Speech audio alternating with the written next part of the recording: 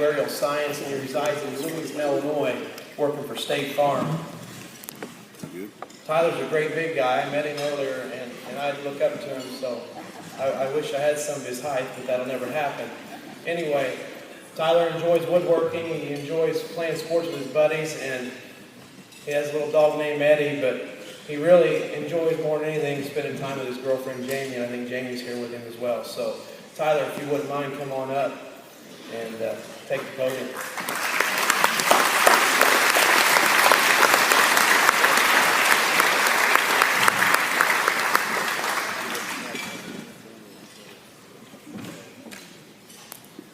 All right, looks like we're in good shape. Now remember why I missed so many free throws in this gym. It's quite a bit of pressure, everybody standing up here looking at you. First off, I want to express a sincere thank you to all of you being here and for all the people behind the scenes that made tonight happen. It's a really great time. I want to share a special thank you to all the people who are not just here for the first time, but especially a big thank you to the people here year after year after year. Your generosity is truly something to admire. So I was asked to share some of my memories from my time at Trinity. I don't know the last time you have sat down to critically thought about a period of your past, but oh boy, a few thoughts did rush to mind. Some of the things like, I thought that haircut was a good idea. I spent exactly how many hours a night playing video games, or my personal favorite, we had basketball practice before school started. So I quickly pushed those embarrassing memories out of mind, and as I continued to think, one thing became prevalent. The theme of many of my memories at Trinity that I want to share with you is that Trinity did a great job of setting me up for future success. So I'm going to push aside a lot of the embarrassing memories and try to focus in on some of these memories that I think set me up for success. First off, I think I need to talk about the people at Trinity. They are the focal point of many of my memories, and I was lucky enough to have many caring and supporting teachers and friends. So I'm going to start talking a little bit about the teachers. So I had teachers who would often go out of their way to make learning a bit more enjoyable. Whether that be Talk Like a Pirate Day, or getting a better grasp on some of the physics lessons by watching a teacher bravely spin a cup of water above his head, or that be taking some very challenging chemistry tests that would later make college courses seem like a breeze. I think the teachers created and supported a great environment to learn in.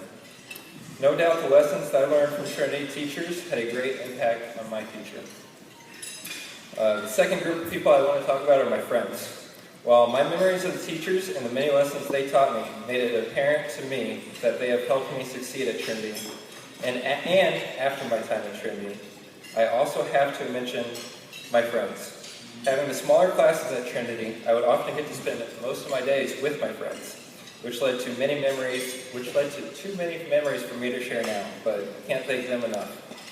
Consider my teachers, and yes, even my friends, role models to this day. So Trinity offered me a lot of ways to be involved and to grow. First off, I would like to mention the chapel services we would have every Friday, assuming those are still happening. Those taught me how to tie a tie and do some public speaking. Hopefully both of those experiences I got from Trinity are paying off tonight. While I was never in a famous Trinity play, or learned how to be a future farmer of America, or was never part of the robotics club, I found plenty of ways to keep myself busy, and those were namely being sports. I had many engaged and dedicated coaches. Full disclosure, sometimes my coaches weren't my favorite people. Somehow they always knew that running just one more suicide or running one more doggy out on the soccer field would be a good idea. But in all seriousness, coaches taught me a lot of things. I was super lucky to have their time and their dedication. And given the successes we were able to achieve, those coaches must have been onto something with all those suicides. Coaches taught me to consistently working hard and giving your best is a surefire way to ensure that you can meet your goals.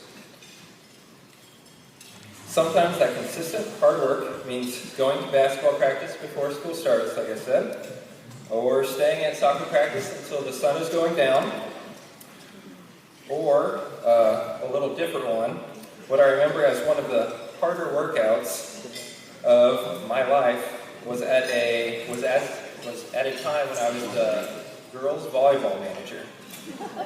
These ladies had some tough summer workouts. After that workout, I was not able to lift my own arms above my own head. But putting in that effort led to some of my favorite memories at Trinity, being the successes of the sports teams I was a part of, having great seasons and postseasons.